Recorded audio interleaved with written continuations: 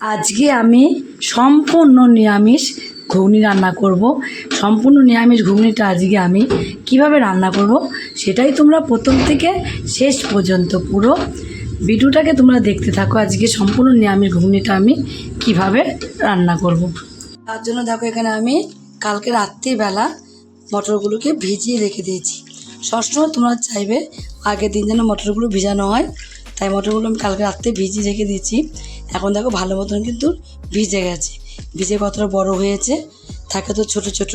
এবার এই মটরগুলোকে আমি প্রেসার কুকার নেব। প্রেসার কুকারের মধ্যে মটরগুলোকে সব নিয়ে নেব, নিয়ে সিদ্ধ করবো এমন করে যেন বেশি গলে না যায়।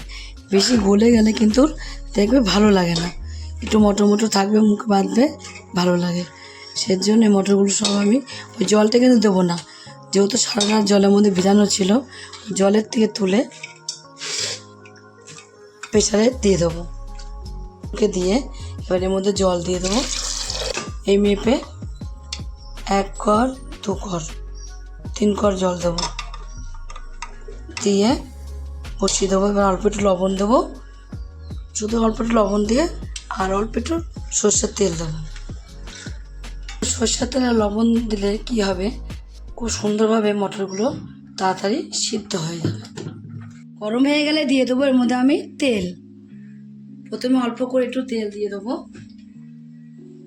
তেলটা যখনই গরম হয়ে যাবে এর মধ্যে দিয়ে দেবো আমি একটু নারকেল কুচি করে রেখে দিয়েছিলাম। নারকেলগুলোকে লাল লাল করে একটু ভেজে তুলে নেব।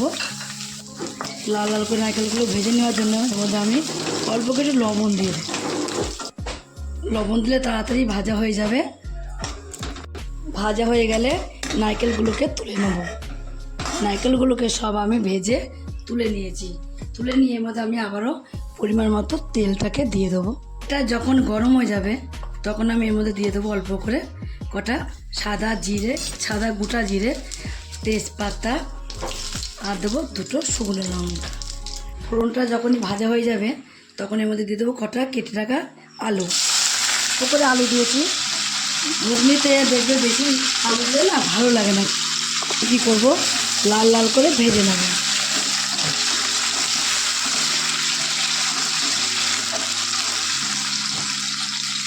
এবার এর মধ্যে দিয়ে দেবো আমি অল্প করে লবণ, আর দেবো অল্প করে হলুদ। লবণ আর হলুদ দিয়ে কিন্তু আলুটাকে ভেজে নেব। লবণ হলুদটা দিলে কী হবে, আলুটা খুব সুন্দর একটা তাড়াতাড়ি করে কালার চলে আসবে। একটু লবণ হলুদ দেওয়াতে কত সুন্দর আলুটা কিন্তু কালার হয়ে ভাজা হয়ে গেছে। এবার আমি এর মধ্যে দিয়ে দেবো কিছুটা মশলা নিয়েছি। টমেটো কুচিটাকে আগে এর মধ্যে দিয়ে দেবো। টমেটো কুচিটাকে দিয়ে একটু নাড়াচাড়া দিয়ে নেবো হালকা করে নাড়াচাড়া দিয়ে নেওয়া হয়ে গেলেই এর মধ্যে মশলা দিয়ে দেবো। প্রথমে আমি 1 চামচ আদা বাটা, পরিমাণ মতো হলুদের গুঁড়ো, 1 চামচ ধনের গুঁড়ো, 1 চামচ জিরের গুঁড়ো, লঙ্কার গুঁড়ো 1 চামচ, স্বাদ বাড়ানোর জন্য অল্প একটু চিনি, অল্প একটু জল। জলটা আমি কেন দিলাম তোমাদের বলে দিচ্ছি। জলটা তোমাদের এর মধ্যে দিয়েছি মশলাটা ভালোভাবে কষানোর জন্য। জলটা আস্তে আস্তে দেখবেন আস্তে আস্তে জলটা শুকিয়ে যাবে আর মশলাটা কিন্তু খুব সুন্দরভাবে কষিয়ে যাবে। আর যত সময় একটা মশলার থেকে তেল না বেরোচ্ছে তত সময় কিন্তু মশলাটাকে আমি এইভাবে নাড়তে থাকবো। দেখো মশলার থেকে কেমন তেল বেরিয়ে এসেছে, যখন এই মশলা থেকে তেল বেরিয়ে আসবে তখন ভাববে যে মশলাটা কিন্তু খুব সুন্দরভাবে কষানো হয়ে গেছে। এবার এর মধ্যে আমি কটা কাঁচা লঙ্কা চিড়ে নিয়েছি, দিয়ে দেবো। দিয়ে আসবে মশলাটা কষানো হয়ে যাবে তখন আমি সিদ্ধ করে রাখা মটরগুলো এর মধ্যে দিয়ে দেবো। মটরগুলো দিয়েও কিন্তু একটু কষাতে হবে। ওগুলোকে আমি দিয়ে দিয়েছি, দিয়ে আবার আমি কিছুটা সময় কষিয়ে নেবো। মটর সিদ্ধগুলোকে দিয়ে দেখো আমি একটু কষিয়ে নিয়েছি। মটর সিদ্ধগুলো দিয়ে কিন্তু অনেকটা জল জল ভাবেই আমি দিয়ে দিয়েছিলাম। আগে আমি ছেঁকে রাখিনি মটরগুলোকে, অল্প ওই জলের ওর থেকে তুলে দিয়েছি প্রেসার কুকারের থেকে।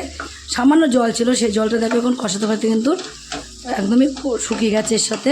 এবার ভেজে রাখা নারকেলগুলোকে আমি এর মধ্যে দিয়ে দেবো। এবার ভেজে রাখা নারকেলগুলোকেও কিন্তু এর সাথে একটু কষিয়ে নেবো। আর আলু তোমরা যে যেরকম খাবে সেরকম দেবে। তোমরা যদি মনে করো আলুটা দেবো না, আলুটা বাদ দিয়ে করবো, সেটাও তোমরা কিন্তু করতে পারো। পরিমাণ মতো এবার আমি জল দেবো এর মধ্যে। একদম কষাতে কষাতে শুকনো টাইপের যখন হয়ে যাবে তখনই কিন্তু জলটা দিতে হবে। দেখো তোমাদের আমি কিন্তু কিছুক্ষণ পরেই দেখাচ্ছি। এর মধ্যে এবার আমি দিয়ে দেবো অল্প একটু লবণ, যেহেতু লবণটা একটু কম হয়েছে তার জন্য অল্প একটু লবণ দিয়ে দেবো, ছড়িয়ে দেবো হাত দিয়ে এইভাবে, তাহলে পুরোটার মধ্যে যাবে। সবসময় লবণ তোমরা কম দেবে, যখন রান্না করবে কম দেবে, যদি লাগে পরে দেওয়া যাবে। এইবার আমি অল্প করে একটু, যেহেতু নিরামিষ, অল্প করে একটু ছাই গরম মশলা আমি ছড়িয়ে দেবো উপর দিয়ে। আর এর মধ্যে দিয়ে দেবো অল্প একটু ঘি আর গরম মশলা দিয়ে দেখবে সেন্টটা কিন্তু অনেকটা অন্যরকম লাগে। দোকানে কিনতে গেলে তোমার কিন্তু ঘিটা দেয় না, ওইভাবেই তোমার দিয়ে দেয়। আর যেহেতু নিরামিষ সম্পূর্ণ যেটা নিরামিষ, আর যে কোনো নিরামিষ তরকারিতে তোমরা একটু ঘি দাও না, তাহলে খেতে কিন্তু অনেকটাই ভালো লাগে। এবার আমি মিশিয়ে দেবো, মিশিয়ে দিয়ে গ্যাসটাকে কিন্তু অফ করে দেবো। যেহেতু কমপ্লিট হয়ে গেছে, এবার আমি নামিয়ে দেবো। একদম গরম গরম এই ঘুগনিটা সার্ভ করে দেবো। বাড়িতে নিরামিষ ঘুগনিটা এইভাবে গরম গরম করে তোমরা একদিন হলেও বাড়িতে কিন্তু ট্রাই করে দেখবে। যদি রেসিপিটা তোমাদের কাছে ভালো লাগে, আর তোমরা যদি ফেসবুক থেকে দেখো, ফেসবুকের পেজটি ফলো করে দেবে। যদি তোমরা ইউটিউব থেকে দেখো, ইউটিউবের চ্যানেলটি সাবস্ক্রাইব করে দেবে। পাশে থাকা বেল আইকনটিটা প্রেস করতে ভুলবে না, তাহলে নতুন নতুন রেসিপিগুলো তোমাদের কাছে কিন্তু তাড়াতাড়ি পৌঁছে যাবে। আর আমার চ্যানেল কত বন্ধু হয়ে থাকো, সাবস্ক্রাইব করনি, প্লিজ সাবস্ক্রাইবটা করে দেবে, সবাইকে তোমাদের কাছে নোটিফিকেশন ঢুকে যাবে। তোমরা যদি ফেসবুক থেকে দেখো, ফেসবুকের পেজটি ফলো করে দেবে। যদি ইউটিউব থেকে দেখো, ইউটিউবের চ্যানেলটি সাবস্ক্রাইব করে দেবে। পাশে থাকা বেল আইকনটিটা প্রেস করতে ভুলবে না, তাহলে নতুন নতুন রেসিপি তোমাদের কাছে কিন্তু তাড়াতাড়ি পৌঁছে যাবে। আর আমার চ্যানেলে নতুন বন্ধু হয়ে থাকো, সাবস্ক্রাইব করো, প্লিজ সাবস্ক্রাইবটা করে দেবে, সবার আগে তোমাদের কাছে নোটিফিকেশন ঢুকে যাবে। ছোট্ট করে লাইক করো, কমেন্ট করো, অনেক অনেক শেয়ার করো। নমস্কার বন্ধুরা, দেখা হবে আবার পরের রেসিপিতে।